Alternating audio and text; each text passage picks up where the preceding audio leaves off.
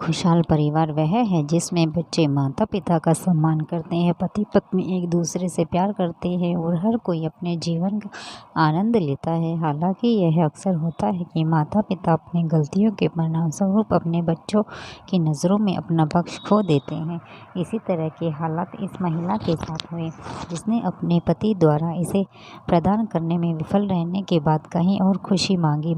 हालांकि उसकी 13 साल की बेटी उसके आपराधिक इतिहास के बारे में पता चल गया। वही लड़की जिसके लिए उसकी माँ कभी मूर्ति हुआ करती थी, आज की ब्लैक डायरी का विषय है।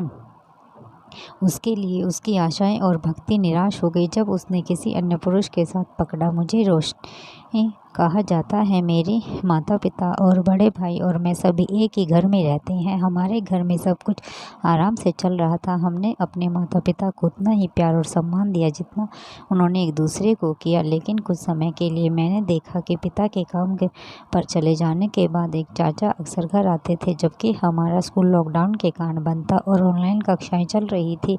हम कमरे में इसीलिए रुके क्योंकि हम अपनी कक्षाएं ऑनलाइन संचालित कर सकें। मम्मी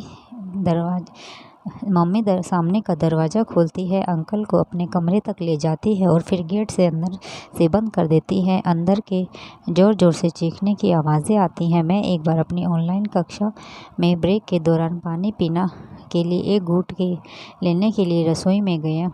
जब मैंने अपनी मम्मी के कमरे में एक अजीब सी आवाज़ सुनी। मैंने दरवाजे पर दस्तक नहीं दी, लेकिन मैंने बाहर से सुनने की कोशिश की। मैं अंदर से एक चाचा को अपनी माँ पर चिल्लाते हुए सुन सकता था और मेरी माँ भी चिल्ला रही थी। अब बहुत हो गया। अंदर से अजीब अजीब आवाज़ें भी आ रही थीं, लेकिन मुझे डर लगा और मैं अपने वापस कमरे में चला गया और अपनी ऑनलाइन क्लास करने लगा। उसके बाद से वो अंकल हर दूसरे दिन हमारे घर आते थे। मेरी माँ उसका हाथ पकड़कर अपने कमरे में ले जाती थी।